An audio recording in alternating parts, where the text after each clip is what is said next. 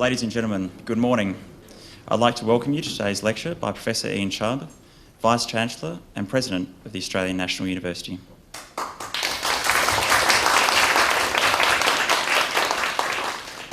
My name is Christopher Coburn. I'm currently completing my MBA at the Chinese University of Hong Kong on exchange from the Melbourne Business School. It was my desire to study in the Asia region, given the important role for Australia that Asia plays, and I wanted to study at one of Asia's leading business schools to gain the most from my exchange experience. Upon completion of my studies this term, I hope to stay in Hong Kong and work and continue to engage and learn with the businesses in Asia to further foster Australia's relationship with Asia. The Chinese University is truly an international school, and I feel privileged to be able to attend lectures like today's one from eminent scholars and world leaders who come to speak here at the Chinese University of Hong Kong. May I now invite Professor Simon Haynes, Chairman of the Department of English and alumni of the Australian National University, to introduce Professor Ian Chubb. Professor Haynes.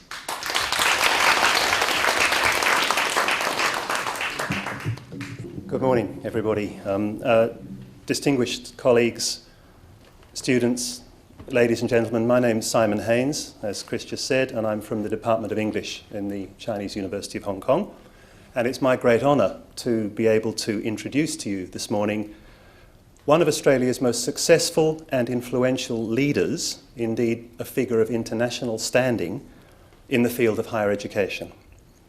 I remember back in the early 1990s when I had just joined the Australian National University myself as a very junior lecturer.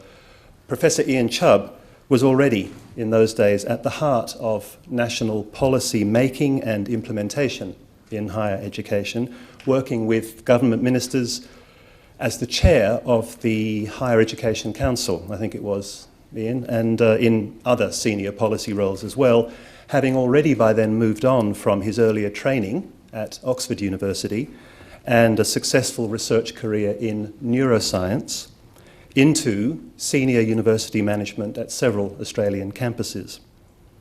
Professor Chubb went on to become, soon after, the Vice-Chancellor of Flinders University in South Australia, and then in 2001 he took up the top job at what some of us would like to say is the top university in Australia, which I know Ian likes to call Australia's National University.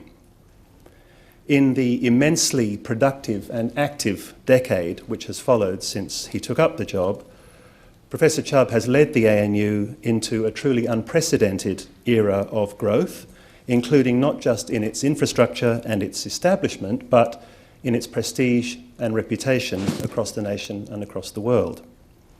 I know we never attach too much importance to vulgar things like rankings, but since neither this Vice-Chancellor nor our host, Professor Sung, has much to worry about in the area of rankings, I think I can safely say that ANU's stocks in this area have certainly never been higher. During this same period, Professor Chubb has been president of the group of 8 leading research universities in Australia. For those less familiar with the Australian context, this is roughly the equivalent of the Russell Group in the UK. While at the same time on the international stage, he's been the joint creator and the founding president of the rather exclusive International Alliance of Research Universities, which numbers amongst its only 10 members Cambridge, Berkeley, Yale and Peking. I'll just mention the 4 who, as it happens, are also quite close partners of the Chinese University of Hong Kong. And indeed, ANU and CUHK have themselves, in the recent years of Professor Chubb's tenure, become closer partners than they ever were before. Ian Chubb hasn't only pursued research excellence and infrastructure growth, though. He has championed the cause, the university access, the income support of underprivileged, economically and socially disadvantaged students throughout his tenure as Vice-Chancellor, something for which he's held in the highest esteem by many of the students at the university. Meanwhile, he has also undertaken significant structural reform within the university, and significantly for today, a large part of this reform has been in the area of institution building. A new National Institute of Public Policy taking full advantage of ANU's unique positioning in Australia's capital city and the city of national government, reflects in some ways Professor Chubb's own unique career straddling university administration and national policy. And the Institute contains within its umbrella, under its umbrella, not only the China Centre, set up a couple of years ago, but also a brand new Centre on China in the World, which was opened, I think, just a few months ago by the then Prime Minister, Kevin Rudd. How fast things change in politics. Much faster than in universities, usually. It was in recognition of all these and many other services to higher education nationally that Ian Chubb was awarded the Order of Australia in 1999, and in 2006 was made a Companion of the Order of Australia, which, again, for those not so familiar with our system, is about as exalted as our honours system actually gets. In such a long list of achievements, I feel obliged to end on a smaller cautionary note. Speaking as a former rugby player, I'll just say that it's not really Ian's fault that he enthusiastically follows a football code that is more or less incomprehensible to anyone north of the Murray River. I mean anyone north of the Murray River in the world, not just in Australia. But despite that little idiosyncrasy, it has to be said that Ian Chubb is one of the most distinguished leaders in higher education in Australia, and as the Vice-Chancellor of the National University with a special interest and profile in Asia, he's uniquely qualified to speak to us today about Australia's engagement with Asia, the role of the National University. So, ladies and gentlemen, please welcome Professor Ian Chubb.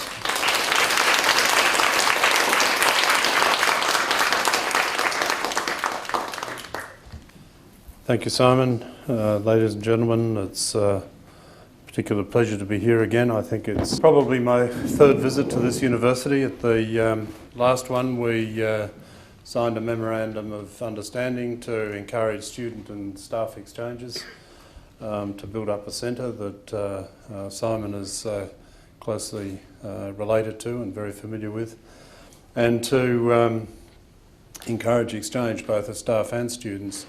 So our agreement was to do with encouraging the youth of Australia and some of the youth of Australia and some of the youth of Hong Kong and China to get to know each other while they're young and their opinions are well able to be formed, and that through those sort of linkages the relationship between us and this institution and these peoples would be much enhanced for the future generations and indeed the future of the world.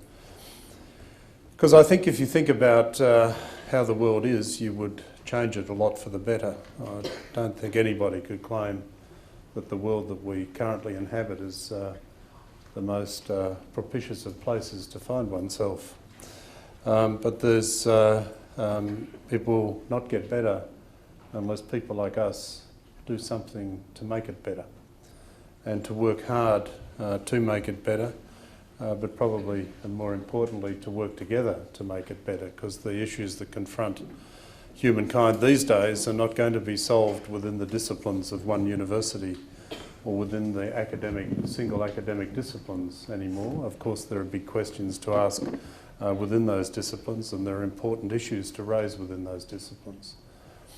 But the big things that confront us, from security through migrations of people across national boundaries, through water. I mean, as a newcomer to this, I learnt only the other day that, relatively recently, that something like 80% of the world's water tables cross at least two national boundaries and have to be governed across jurisdictions that are not always necessarily friendly, and people need the water. So what are the security and other related problems to do with those sorts of issues that as a humanity we've never really had to confront before, working together with people from other parts of the world to solve problems that will affect each one of us wherever we are in the world. And I think it's critically important that we understand that, and it's through institutions like ours working together that we can begin to change attitudes and views and understandings and tolerances all of the things that would actually go to make the world a better place for or for the generations that will follow me and follow us. So we have a role to play as universities, both within country and internationally. And I think serious universities can't separate the two. I think you have to actually accept a responsibility that is a privilege, to be able to help develop your own country, but to do it in a way that enables your country to be secure in the world. And you do that by working with other institutions like you, similar philosophy, but very critically importantly, a similar value set. Because if our institutions don't have high value sets, what do we have? A few buildings, a bit of ground, sometimes grass, sometimes rain, hot, cold, not much else. It's the value set that drives our institutions forward, and it's the value set that we can apply and provide for the people who are members of the institution that will actually do what we want as universities to be able to do. Now, my university, within the context of universities being important nation-building institutions, my university has a particular role as the Australian National University, so my talk will actually run through what we are, what we do, and some of the issues that I see that will confront us in the future. So as I said, universities are important nation-building institutions. They and the scholars that populate them contribute in special ways to the life of a nation. They question what we often take for granted. They offer different ideas, they explore new insights, they discover new technologies, and they employ and apply technologies, but importantly knowledge, in new ways. Not everything that we do that's good is the discovery of new knowledge or relies on the discovery of new knowledge. It sometimes just relies on new ways of doing things and using knowledge effectively and importantly and for a purpose. We do things for a purpose, and we do things that are directed towards achievements and outcomes that can be seen. But by doing so, they can help advance a nation as a modern economy and a vibrant society. They can also help us understand our place in the world and the ways we might work best within the broader family of nations. So as I said, my university, the ANU, has a specific nation-building charter. As Australia's national university, as Simon said, I like to say, located in Australia's national capital, which many Australians don't actually understand that we have one. It's called Canberra. There are many people who grew up where I grew up, in Melbourne, who still live in Melbourne, and follow the same football code I do. But they actually lament 1927 when the National Parliament moved from Melbourne to Canberra, and they think that it's still actually in Melbourne. It's not. It's in Canberra. We have a federation, we have a national capital, and we have national institutions that bind a federated nation together.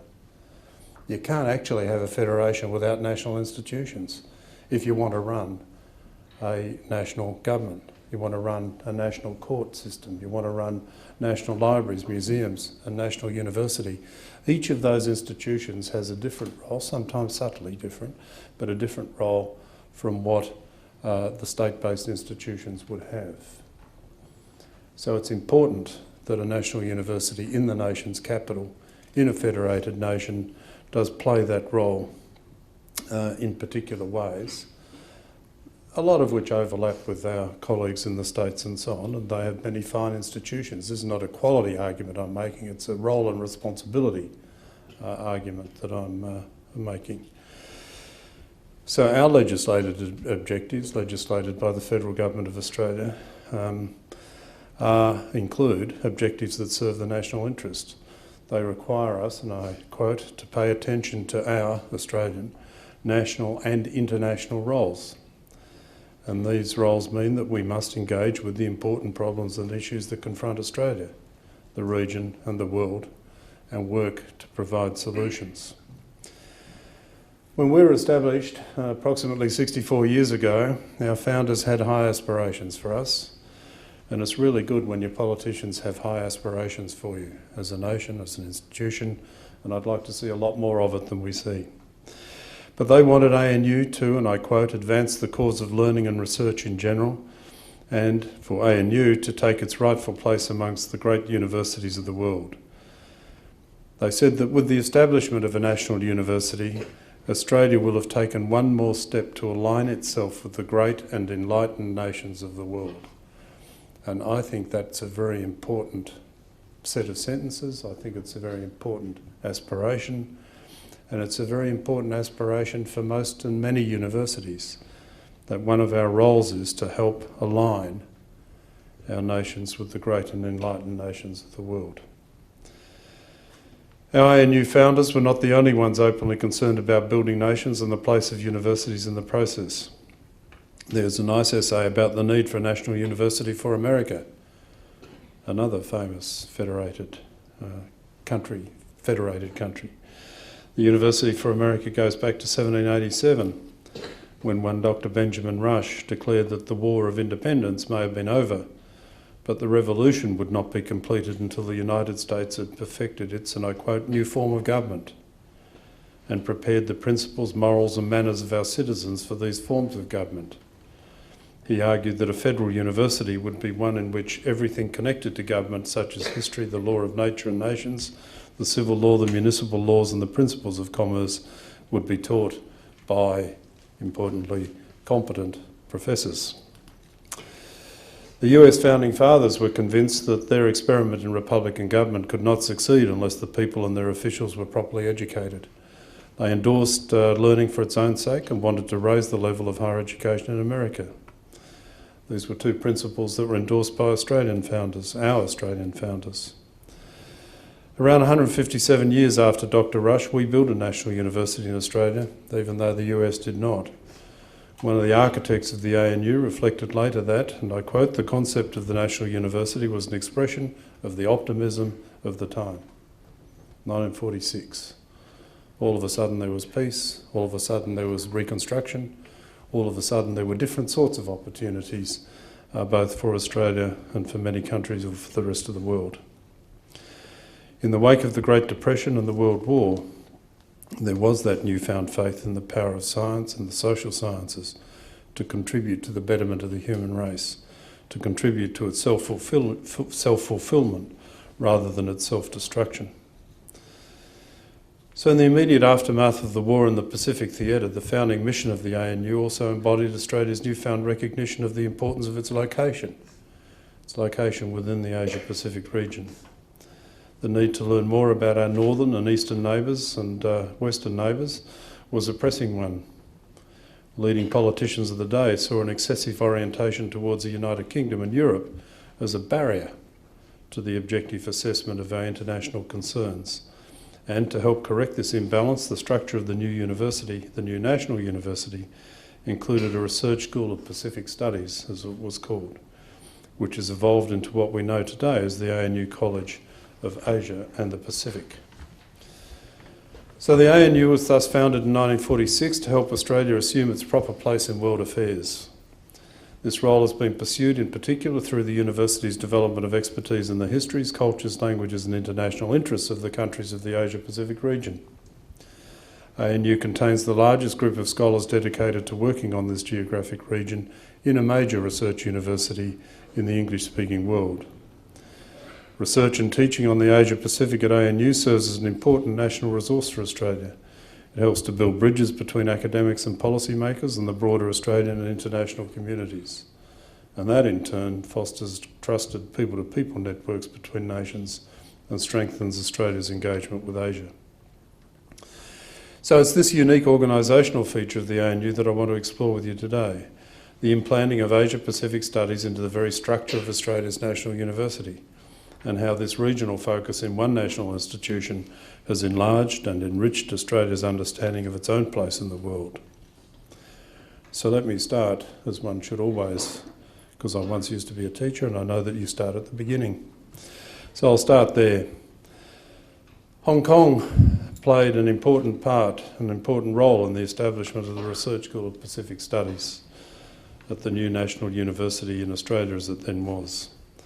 The first reader, academic rank reader, in Oriental Studies was C.P. Fitzgerald, a representative of the British Council in China and a noted historian of China. On his way to his new post at the ANU in Canberra in 1949, he stopped off in Hong Kong with a £3,000 grant to purchase books to form the basis of the university's library collection in Asian studies. £3,000 would have bought you a few books in those days. Fitzgerald, and we do have those books still. Fitzgerald was preceded to Canberra by several crates of the books he had purchased in Hong Kong, testifying to the success of his academic shopping expedition in this great city and forging one of the first tangible links between the new university and Asia's grand culture. Indeed, from the very beginning, several of the leading figures who shaped the fledgling ANU had strong ties to Asia, and especially to China. Australia's first ambassador to China, Sir Frederick Eggleston, was closely involved in the university's planning in the 1940s and can be credited for originating the idea of the need for an academic centre in Australia to study Asia-Pacific affairs in a dispatch he wrote from Chongqing in 1943.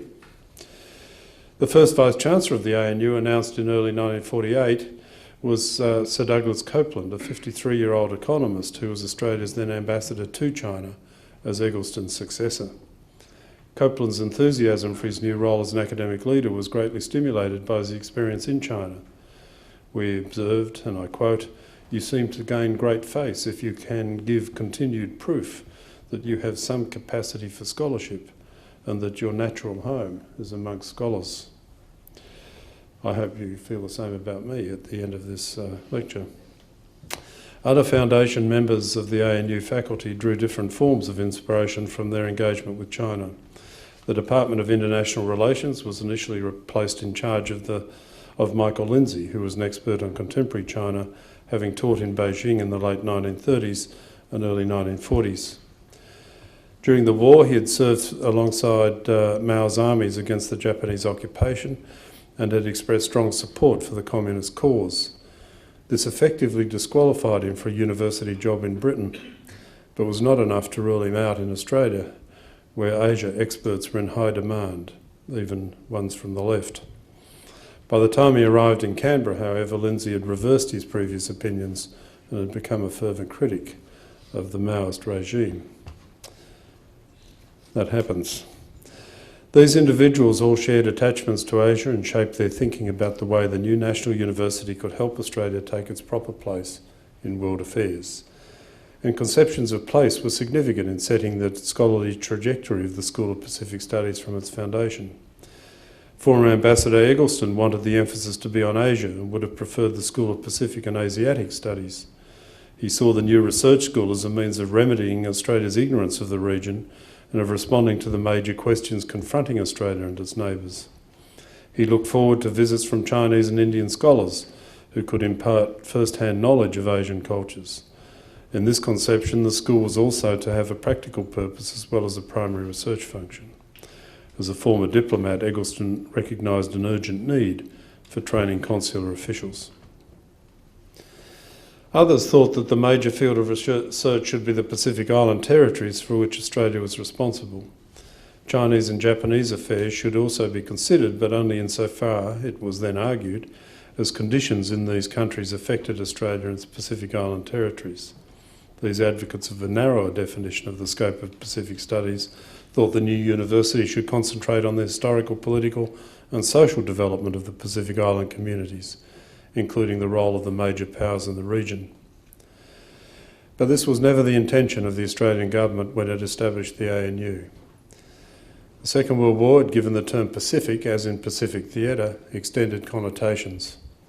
The Minister for Post-War Reconstruction in the federal government, one J.J. Dedman, made it clear that the School of Pacific Studies at the new National University was to take a broad view of its geographical boundaries.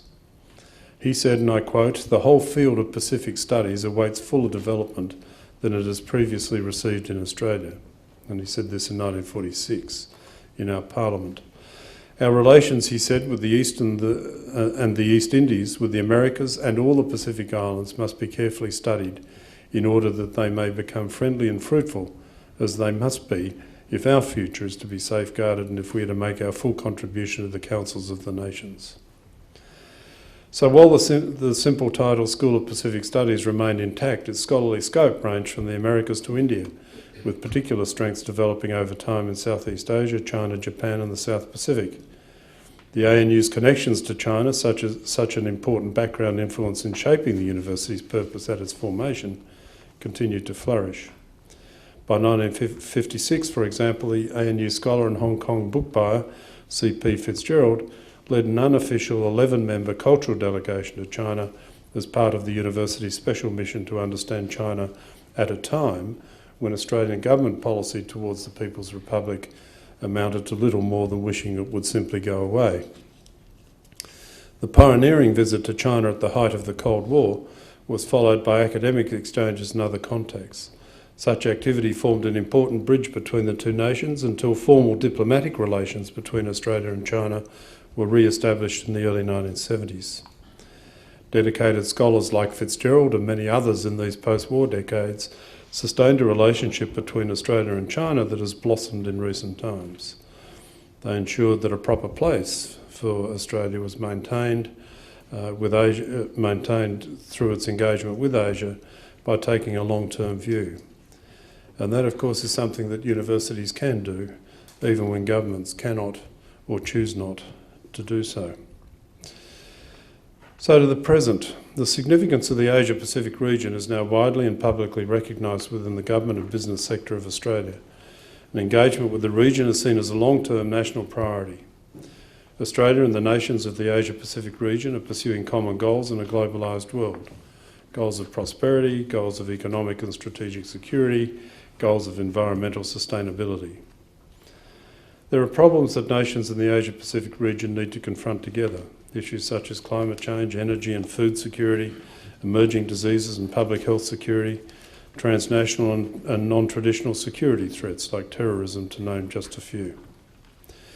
Universities have a key role to play in thinking deeply and critically about the implications of major changes in global structures and, of course, in power balances. For universities like Australia, whose mission is, for universities like ANU, we're not quite yet Australia, for universities like ANU, whose mission is to be an internationally connected centre of research and education, a vital part of our global engagement involves building on the already strong educational and research ties we have helped to establish between Asia and the Asia-Pacific region. So in 2006, 60 years after the ANU was formed, we created the new College of Asia and the Pacific as the organisational flagship for the university's research and teaching effort dedicated to this region. Our mission is to lead Australia's intellectual engagement with Asia and the Pacific through research, through teaching and through contributions to the public debate. There are now over 200 Asia-Pacific specialists at ANU. We seek to set the international standard for scholarship about Asia and the Pacific by prioritising the study of Australia's engagement with the region in all its forms and the broader global forces at work shaping and being shaped by our region. The college has become one of the world's leading international centres of research on Asia and the Pacific. Its strengths lie in the breadth and depth of its research.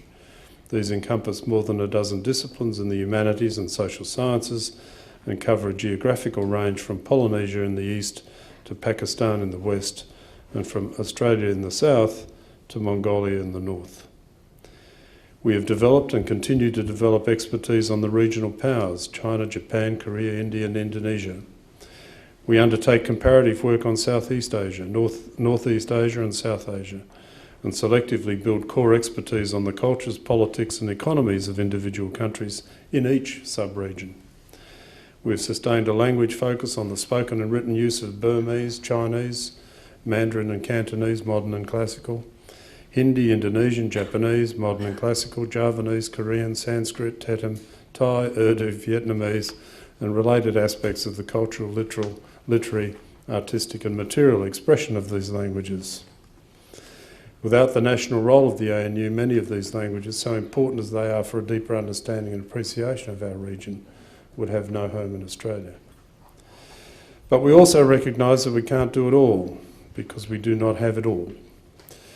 To fill gaps and provide enhanced opportunities for our students, we have started to develop alliances in Asian studies and with other international universities that build on our comparative strengths to establish something deeper than either institution could create on its own, which at the same time, therefore, strengthens Australia's national capabilities.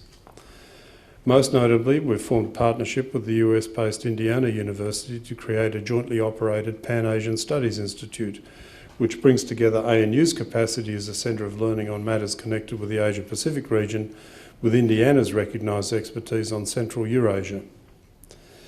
This collaborative enterprise draws on the complementary strengths of the two universities to create a research and teaching enterprise that covers the breadth of the Asian continent.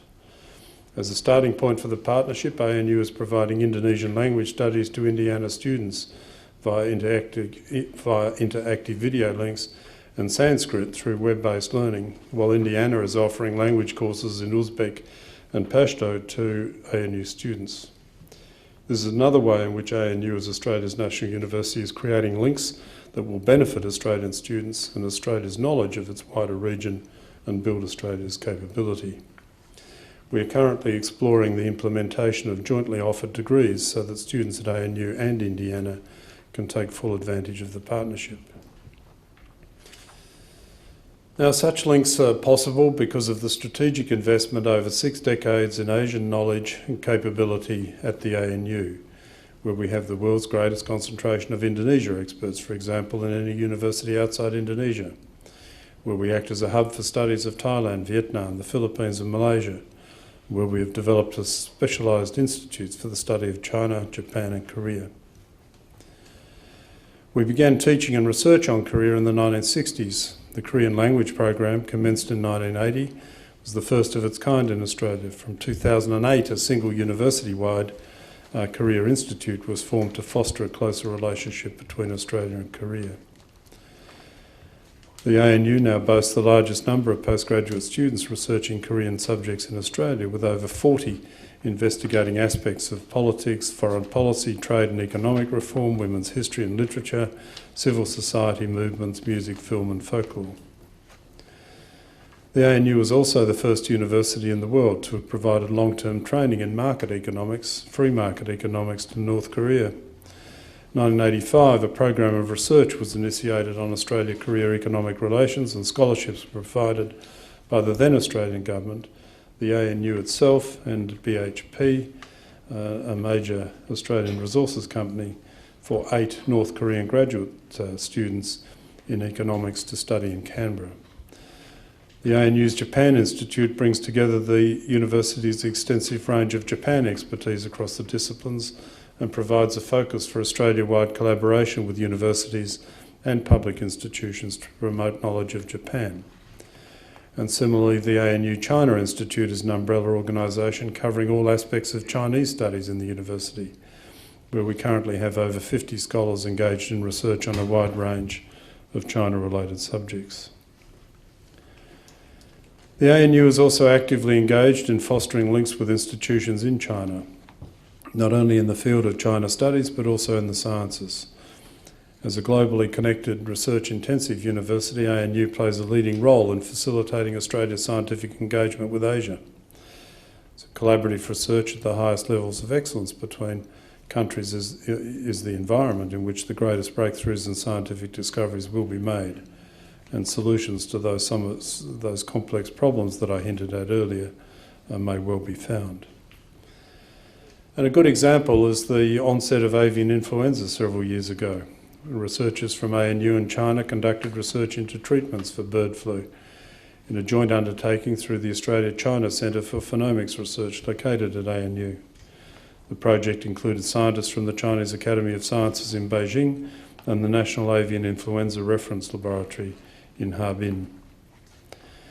Such activity aligns with the ANU mandate to foster national and international research linkages Our national role requires us to forge international knowledge networks for Australia, which stimulate interaction between scholars and increase Australia's capacity for scientific and technical problem solving.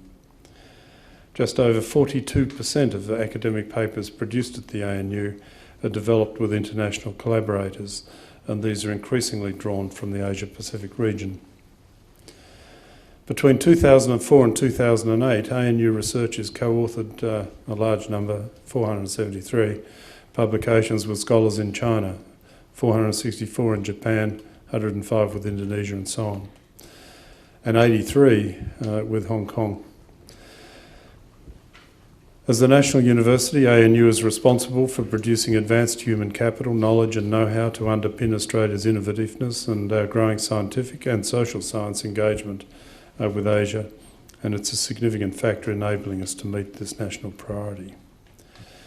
So far as the future is concerned, Australia is undergoing a profound and extensive reorientation towards Asia, and a deep understanding of the region and the world we live in is more important than ever before. Geographically, strategically, politically and economically, Australia's future is linked to this region. Books have been an important symbol of the bonds between Asia and the ANU since Professor Fitzgerald first shopped here on his way out to the ANU. During a visit to our campus in June this year, the Vice President of China, Mr. Xi Jinping, continued this theme and presented a major gift to ANU of over 1,000 books on China. These works reflect some of our key interests, include studies of Chinese thought, history, literature, society, politics, economy and trade, and the environment. Now, this particular gift was a recognition by the Chinese government of an earlier announcement by the Australian government of a major new development in Australia's engagement with China was to be centred at the ANU.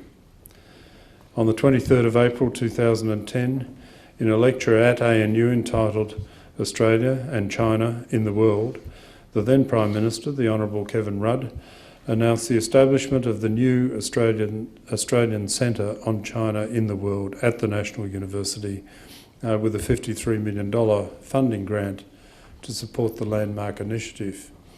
And there is an important word in the title of this centre, Australian Centre on China in the World, and it's the word in. It's not yet more studies like the ones that we traditionally did of economic aspects of China or cultural aspects of China. It's archaeology, history. It's actually the role, it's to study the role that China is playing in the world as China changes. And of course the world is changing too, but China is changing very dramatically, and its influence, its capacity to influence, its capacity to respond to issues in the world and to influence them needs to be better understood. Probably within China, certainly within the Western world, and that was made very clear at the Copenhagen conference at the end of last year. People had not expected, hadn't predicted and didn't understand indeed how and why China responded to those particular initiatives in the way that it did. And our Prime Minister came back from that conference and decided, not unlike the people from 1946, decided that this wasn't good enough. Australia had to understand better. And so he put this money in to establish this centre to study China in the world. As he said in that particular address, and I quote, "Nationally and internationally, the ANU is uniquely placed to build on its China-related expertise through a vibrant, sustainable program of integrated research, education and training and public engagement, as well as its valuable library resources accumulated over the decades going back to C.P. Fitzgerald's time." I must say we owe C.P. Fitzgerald a lot because he keeps getting mentioned a lot in this speech. But as one of the founders, certainly built and established something that has endured over the years. Our Prime Minister went on to say the Australian Government's aspiration is to make this centre the preeminent global institution for the integrated understanding of contemporary China in all its dimensions and for the study of contemporary China's regional and global engagement. So that centre will augment ANU's existing capabilities and create that integrated world-leading institution for the study of China and its role. It will be primarily a research body led by humanities work in collaboration with the social sciences. It will take a broad, holistic view and engage multidisciplinary expertise in areas including Chinese thought, culture, history, politics, society, environment, economics and foreign and strategic policy. The Centre will aim to realise a stronger national capability for Australia by stimulating increased interest in the study of China and through working collaboratively with other key research and teaching institutions and scholars in Australia. But the Centre will also use these connections to target training and support for coming generations of China scholars and policy specialists and China literate young people across Australia. Now, young people, including our students, represent the future of Australia's and, of course, ANU's engagement with Asia. Due to the importance and impact of studying overseas and the ANU standing as a globally connected institution, our students are strongly supported in pursuing and strongly encouraged in pursuing study abroad options. So 32% of ANU undergraduate students have an international study experience during their degree, 1/3 of them, compared with the Australian university average of 9%. So 1/3 of our students study somewhere else in the world while they're still undergraduates, whereas less than 10% do nationally. And 72% of our postgraduate students, 72%, nearly 3/4, have an international research experience during their candidature, compared to the national average of 52%. Now, much of this offshore experience occurs in the countries of Asia. For instance, between 2003 and the first half of this year, some 400 ANU undergraduate language students have taken part in either a Year in Asia program or have completed an in-country language course as part of their education. And many of these graduates will go on to leadership positions in the diplomatic service, in other government agencies and in business as Asia literate Australians. We also bring students from around the world to Australia's capital city. Asia Pacific Week at the ANU, held at the beginning of each calendar year, is the largest gathering of postgraduate students researching the region. This year we had around 200 students come to the ANU from the region, including from other Australian universities and from Europe and North America too, to participate in 7 summer schools on China, on East Timor, on Indonesia, Japan, the Pacific, South Asia and Vietnam. They were led by ANU academics specialising in these countries and regions. So we see Asia Pacific Week as a unique way of producing a network of young scholars, of developing their research skills and generating the expertise essential to support Australia's capacity and indeed enhance regional capacity to understand better and work with the region. And of course we enrol many students from the Asia Pacific region in ANU degree programs. Our international students from Asia have increased from around 2,000 in 2005 to 3,500 by 2010. Students from Hong Kong make up our 5th largest cohort from the Asian region. We presently have 177 students from Hong Kong at the ANU this year, and I can say to those students present, they work really hard, they enjoy it a lot, and they learn a lot too. And I encourage some of you to think, if you haven't already been, to come and give it a try.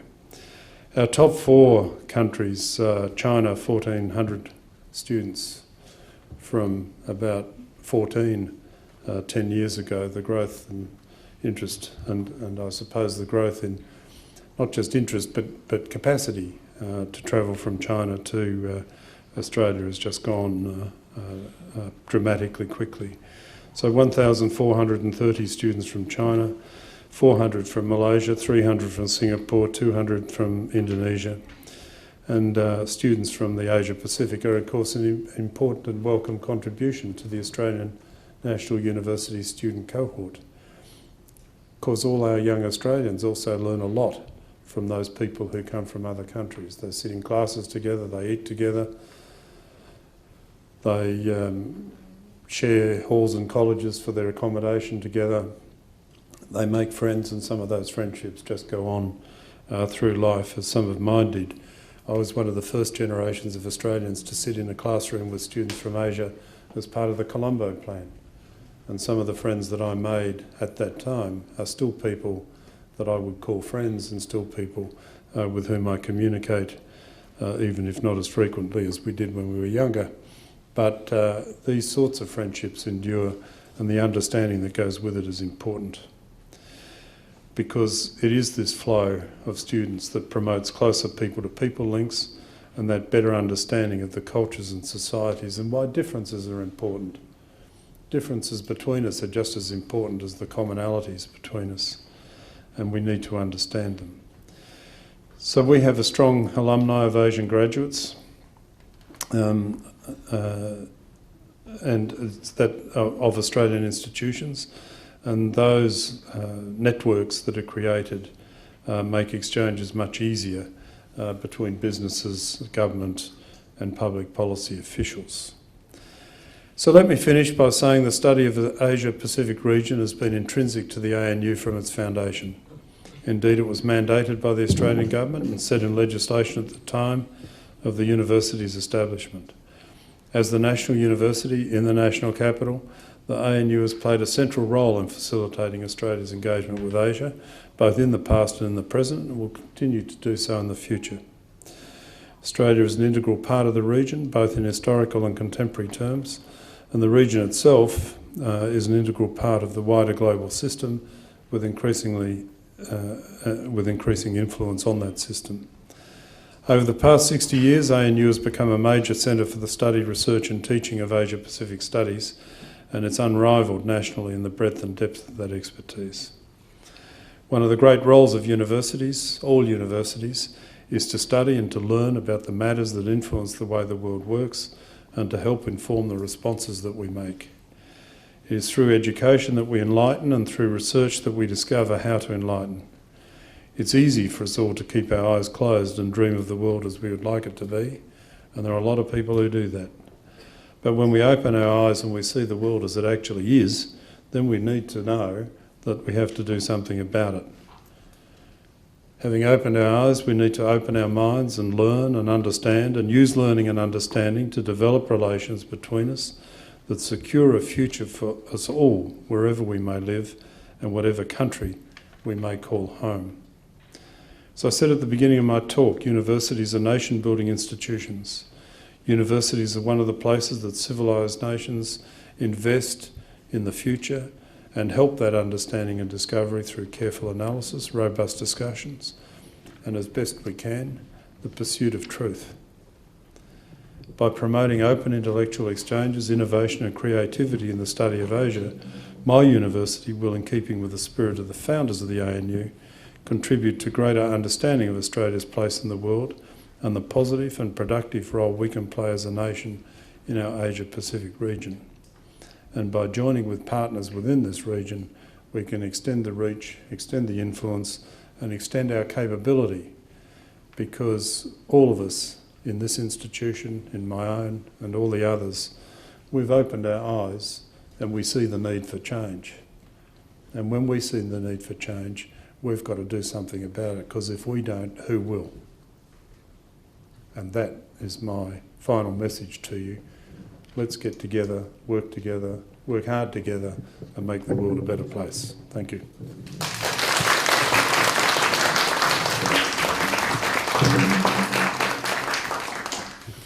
Ian, thank you for a wonderfully informative and reflective talk.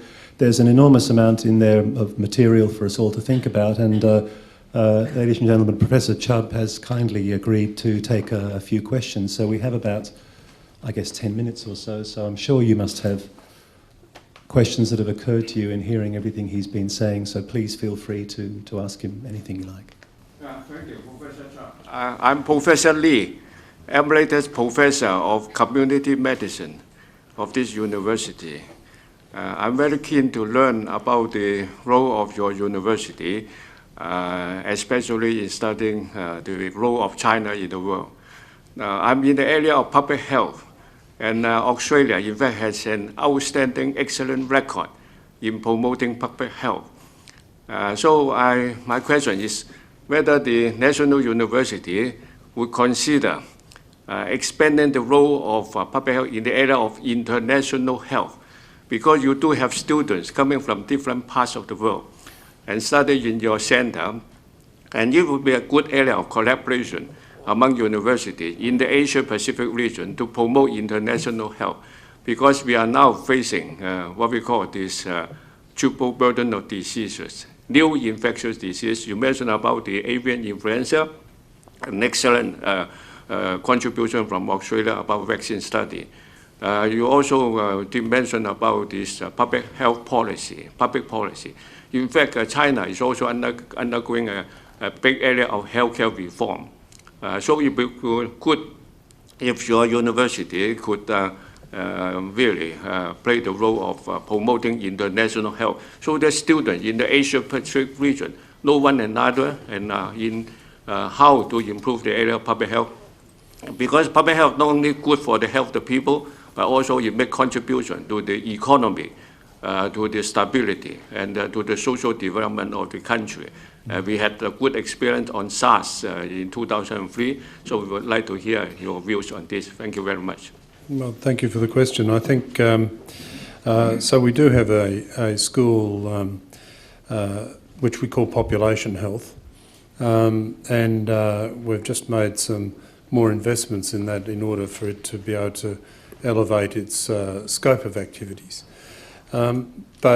So we approach those particular questions really from the two ends of the spectrum, I guess. One is the more epidemiological on the study of the distribution of disease and the patterns of disease change, and the other is from the let's get down and have a look inside a virus end of the health issues through our Phenomics Institute, which has very tight links with Chinese institutions, and indeed we are presently planning to establish a Phenomics Institute jointly with Chinese institutions to study some of these issues at the molecular and basically laboratory end of the spectrum, but leading to vaccines and treatment regimes that would be more effective. But in order to understand the patterns and to understand the distributions and the consequences, yes, we do, and we are joining with other institutions, both within this region as well as within Australia, to enhance the capability, really, to begin to come to terms with some of these issues. And I agree with you absolutely. I mean, it does seem to me that, without being a student of these matters, that the world becomes much more peaceful when people are personally secure. And there are things that you can do something about, and you can do whatever it is, and you can feel satisfied and comfortable. But people worry about things over which they have no control, as do I, and I'm sure you and everybody here. And when I was in Hong Kong the week before the SARS outbreak, staying in the same hotel that was credited as being the epicentre of this thing, and my wife used to listen to my chest every hour. But it struck home how dramatically these things can affect you, because a person visiting a city ill spreads, people travel. I was here back in Australia 5 days later. Had I been infected, had I been in the same elevator, had I touched the same doorknob, whatever it was, you suddenly really do realise that through the interconnections of the world, we have to do things differently. We can't just do what we used to do and worry about what happened in the backyard. And our universities have a very serious role to play with that. And the health of populations is one of the areas where we have a very serious role, because if we can make people feel more secure that we understand these implications and know how to respond to the implications, then I think we're doing a good job. Thank you. Yeah. Professor Chubb, thank you very much for your very interesting lecture, and the aspect of engaging with Asia more thoroughly and developing people-to-people links, I think, is such an important topic, and we're particularly pleased. I'm from the Australian Consulate in Hong Kong, and we're just delighted to see such a good Australian institution playing such an active role. I just wondered, what do you what sort of vision do you have for the ANU in, say, 10 years' time? You mentioned that the Chinese population of students had increased from 14 to 1,400 in 10 years. How do you see the ANU in another 10 years' time? Better than it is now. But I won't know how, because I won't be Vice-Chancellor then. So were I to be Vice-Chancellor then, what I would see would be a number of issues, and if I touch on a couple of the particular ones that relate, I would see a much greater level of activity between ANU and this region. It's already pretty high, but we're not anywhere near maximum capacity. I would see combinations, for example, of awards that actually encourage people to come. So we have some degrees at ANU now which we share with other universities. So when they do half with us and half at home. When they graduate, they get one certificate with 2 badges on it. And they are increasingly popular, but partly because of symbolically what they mean, and that is that you'll spend substantial time in 2 educational systems in 2 countries, learning from different sorts of people about a discipline that you're committed to. And I think those sorts of activities will increase because what is emerging now, and you see it really all over the world, but what is emerging is the fact that most of us in our universities now know, and hopefully our communities are catching up, but we know that we can't do everything because we haven't got everything to do it with. We will only be able to solve some of these big problems if we do work together. We will only be able to build capacity if our capacity is broad enough to be the foundation from which we can build. And we can't do that alone. I use Indiana as the example in my talk. I use it again now. We do things with it we would not be able to do if it were just up to us. Now they're 5 times bigger than us. They could probably do some of the things. But they wouldn't have the expertise as quickly as they've now got access to it, because the president, who's an ANU alumnus, and I signed an agreement. 3 months later, their students are studying with our language teachers and culture teachers on Indonesia and Sanskrit. And I think they're good examples of how the future will evolve. Much closer integration of these sorts of institutions with much deeper engagement than has happened so far, but is moving. So I'm not saying that it's got to start. I think the role of an ANU too is to aim really for the stars. It's not about being average or being less than just to accommodate people or politics or whatever it might be. It's actually saying that our countries prosper when at least some of their institutions are really up there in the top drawer. And not all universities in all countries can be there. The top drawer is never going to be that big. But there has to be some. So institutions like ours must never lose sight of the fact that our best contribution comes by being very good at what we seek to do and not being tolerant of second-rate, second order. And I think that so the ANU in 10 years will be better than it is now. It might be a bit bigger. Can't imagine it being too much bigger. You have to have at least 1 car park left. I will give my successor 1 car park. But I think it will be better because it will be much more deeply engaged across a whole variety of fields, and not just within our region, but in the fields of science where there's still a bit of work to do, and so on, and deeply involved and committed. You just mentioned that the ANU doesn't have all the, capabilities of, doing everything yourself. So, are there any strategies or policies that you may have or up and coming to drive and enforce the creating of maintaining new and creating new professional linkages between the two countries?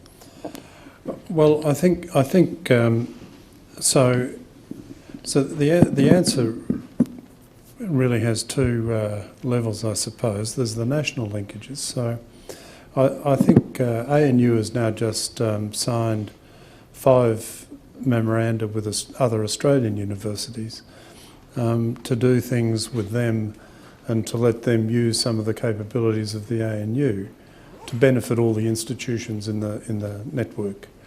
And we've done that again because we will never be big enough, and if we were big enough we would never be uniformly good enough.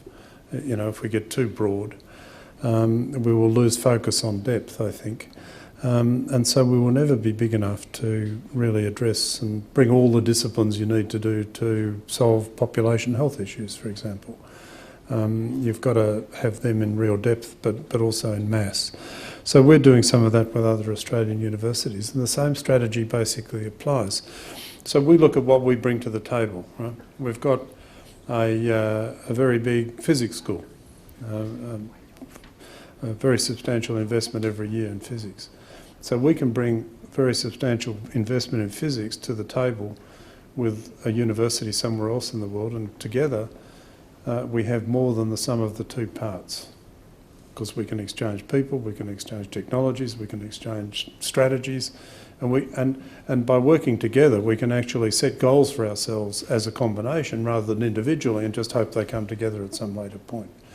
So I think the key to it all really is being able to work with people. So you've got to like them. I mean, all the universities with which ANU has a linkage are universities whose presidents or vice chancellors I personally like.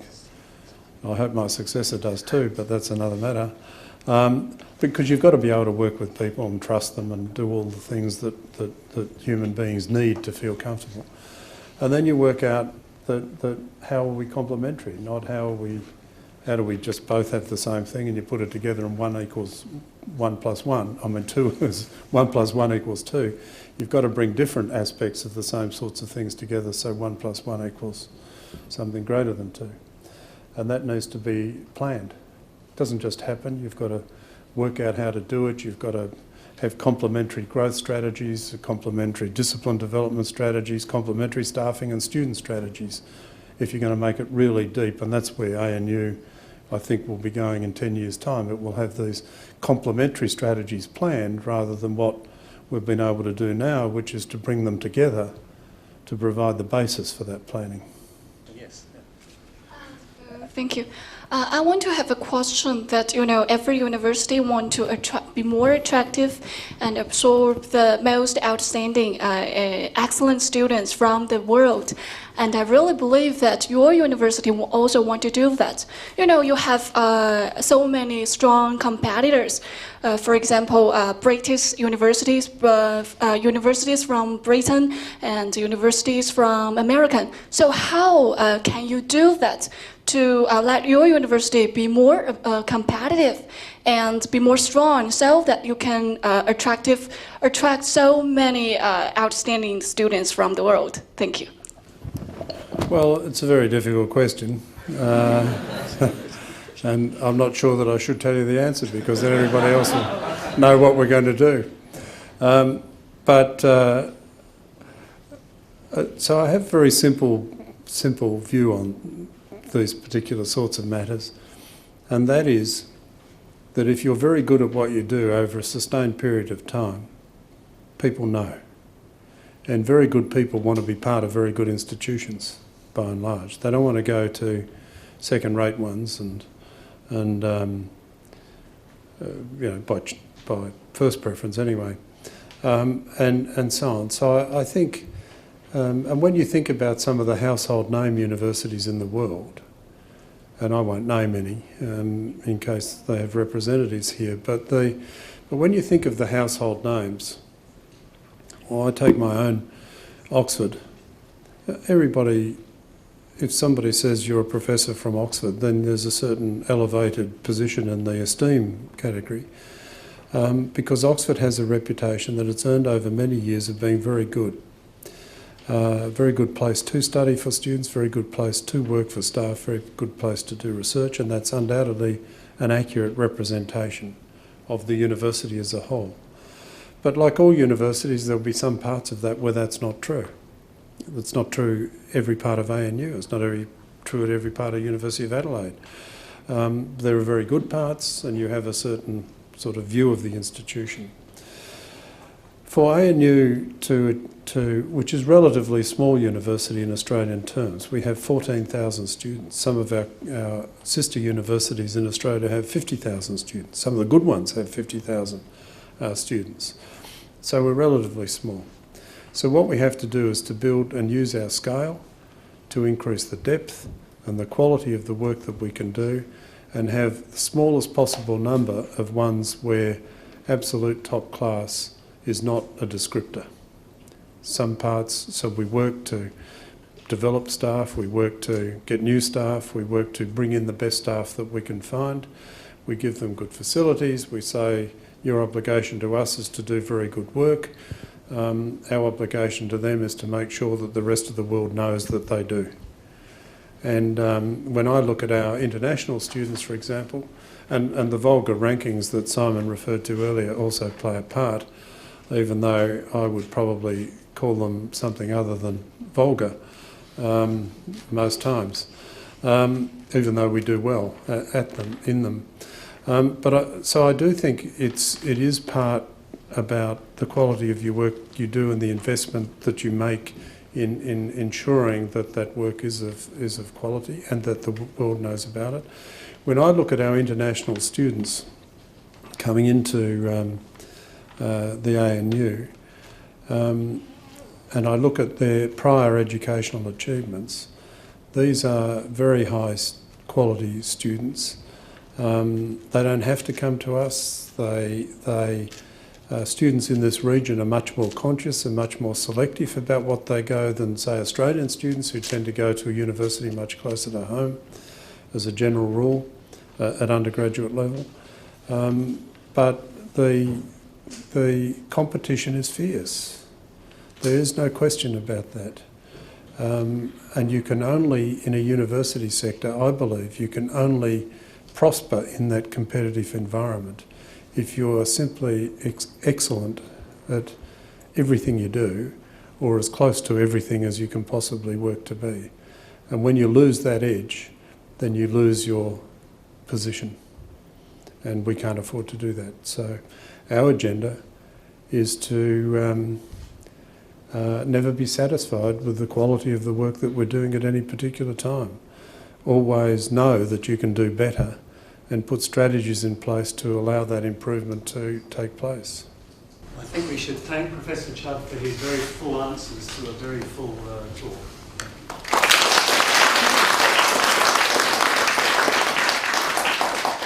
Well, thank you, Professor Chubb and Professor Haynes. It's been great to have you today, and it's an honour to hear your insights, and I'd welcome you to extend another round of applause to Professor Chubb.